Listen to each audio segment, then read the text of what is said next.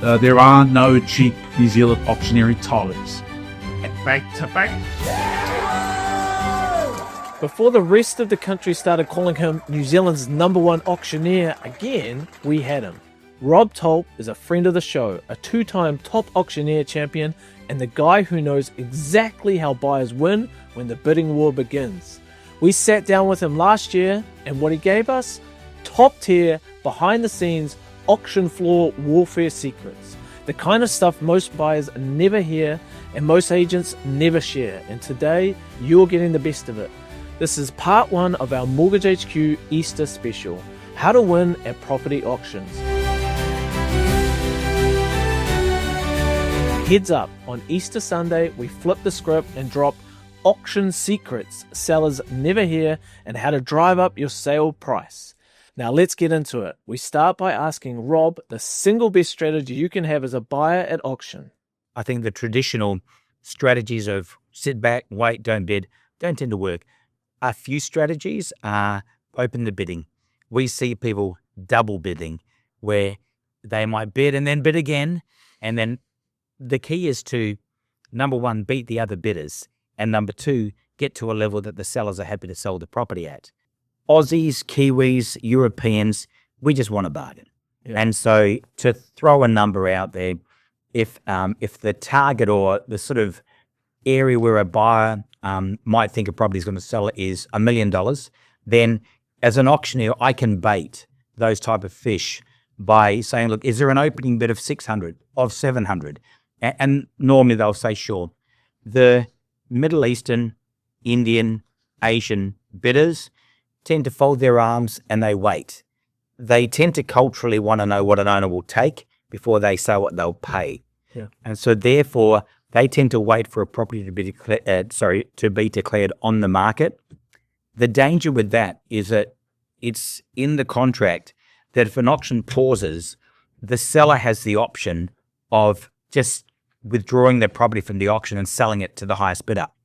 And so people that wait for the auctioneer to negotiate and come out and say it's on the market may miss out. And that's happened a number of times. Yeah. So the auctioneer will always make it clear that that is an option available to the sellers. And that's, again, where normally bidding is the safest bet. You can't win lotto without buying a ticket. You can't win a property at auction without bidding. Yeah. So to beat the other bidders, if you've got them guessing, another thing is to bid unusual numbers. You could, for example, have an opening bid of 813,000, add 21.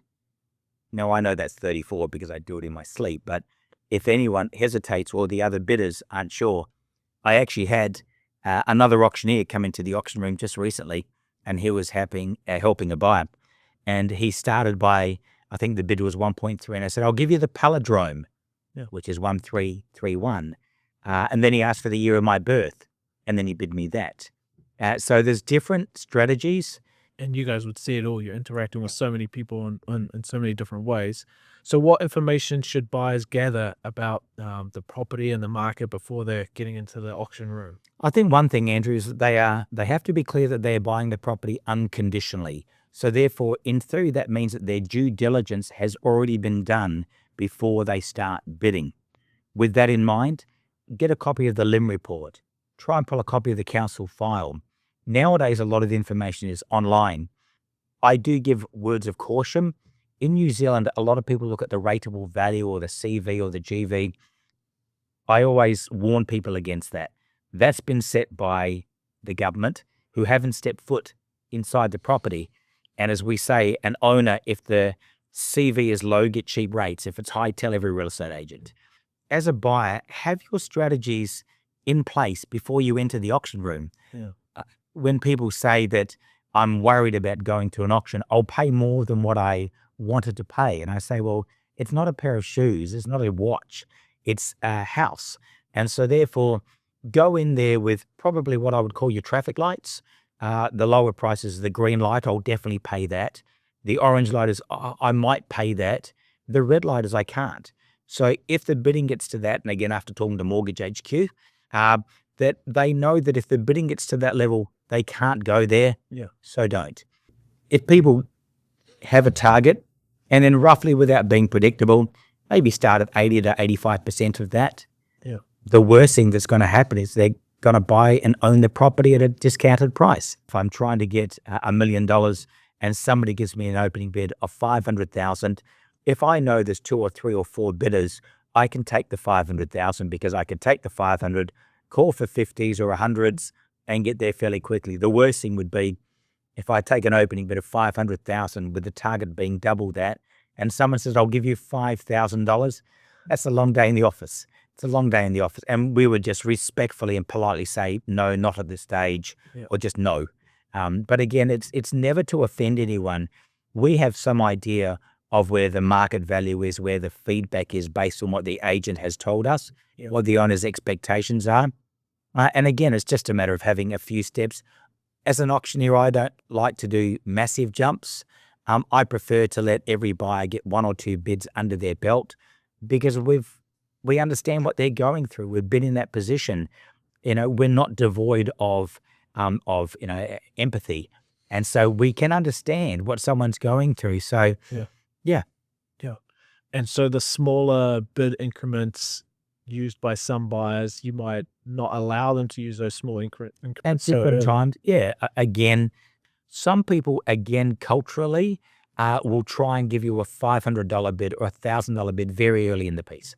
Now, if I can tell that they're trying to give me that amount because they're literally, taking the kids' Christmas presents this year and taking an advance off their inheritance and the bank of mum and dad doing everything they can, I'm likely to take it. If I know that it's just a strategy to slow down or break down the auction, I won't take it. Another question which a lot of people ask is, what's the minimum bid that I'll take as an auctioneer? They've seen episodes of The Block, especially in Australia, where they'll take it at $88.22. Not me. So at the end of the day, I've got permission off the sellers that my minimum bid, once it's on the market, will be $1,000 or $500. Then that's fine, but not beforehand. Rapid consecutive bidding. How do you see that as a strategy working well for buyers? Well, I think one thing, if anyone's ever played poker, they say that poker is not won with the best hand. It's with the people that play their cards the best. It's called the battle of perception. And I think one thing is that if I was bidding against you, Andrew, I don't know your financial details. You don't know mine unless I've gone to Mortgage HQ and asked for a finance, and maybe then you might have an unfair advantage. So I don't know that. And so all I can do is I can try and beat you with the perception that I've got more money than you, that I've got deeper pockets. And so with that in mind, that's portrayed through speed of bidding and also the increments of the bid. So again, another great strategy is when somebody jumps the bid, and that might be where bidding has gone, the 25s, the 20s, the 10s, the 5s, 2.5s, and suddenly a buyer goes $10,000. And it looks huge. It's really only 4 times what the bid's at, but the perception of the other party is they get knocked off course and knocked off strategy because of a change up, and it works well. No, we talked about rapid bidding. What about hesitations? Hesitations, if you hesitate and then give a big bid, that can work well.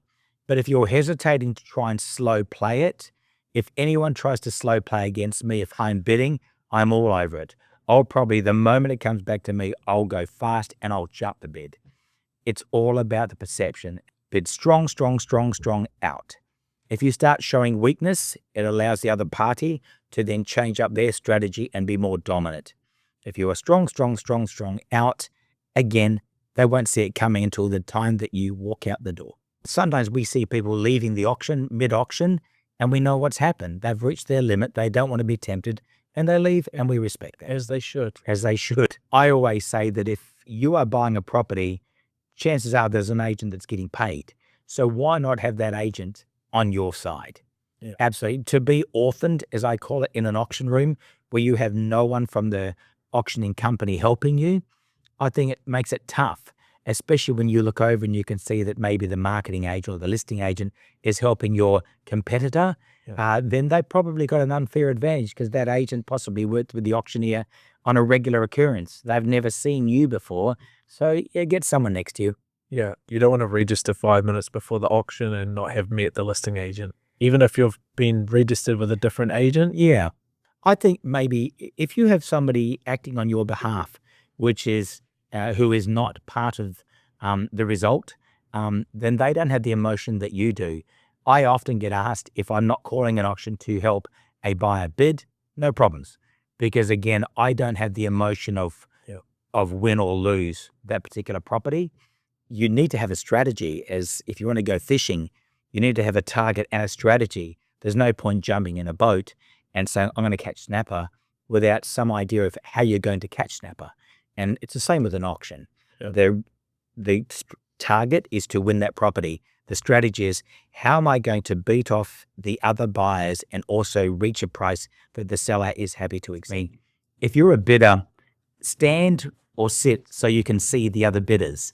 It's one of the rookie mistakes where someone is bidding in the front row right in front of the auctioneer. And then the moment the bidding number gets close to their limit, they start turning around, or their body language is such that means they're running out of money. And then the other parties can see it. One last tip I would give is it's in the timing. A lot of people bid and then they let the other party bid before they discuss what they're to do next. And I always say, when the camera's not on you or the attention's not on you, use that time to talk with your loved one, talk about your next move. So the moment the other party has bid, it's straight back to you and you bid straight away. With confidence. You can't win lotto without buying a ticket. You can't win a property at auction without bidding.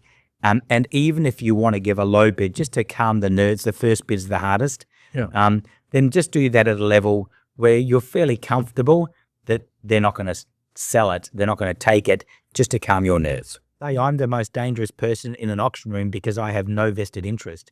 We don't get paid a percentage of the sale proceeds. We get paid, for want of better words, an appearance fee for giving up our time. So if you look at the room and you say, well, there's the sellers, the buyers, the neighbors, the agents, the next people that are going to sell, they all could be argued to have a financial interest in the outcome, whereas we have no financial interest in it. So that's where auctioneers genuinely are devoid of emotion in that regard. We care, but we're not committed to it. That's Rob Tulp, and those are the kind of tactics buyers never hear unless they're sitting front row and watching this channel. If you found that valuable, you're going to need part 2, because Easter Sunday we drop auction secrets sellers never hear, how to drive up your sale price. It's the other side of the war room, and it's built for anyone who wants to walk away from the auction room with the maximum profit. Whether you're buying or selling, this weekend is your edge. So hit subscribe, tap the bell, and be first for the next drop. You're watching Mortgage HQ, your unfair advantage in New Zealand property, served daily, no fluff, no apologies.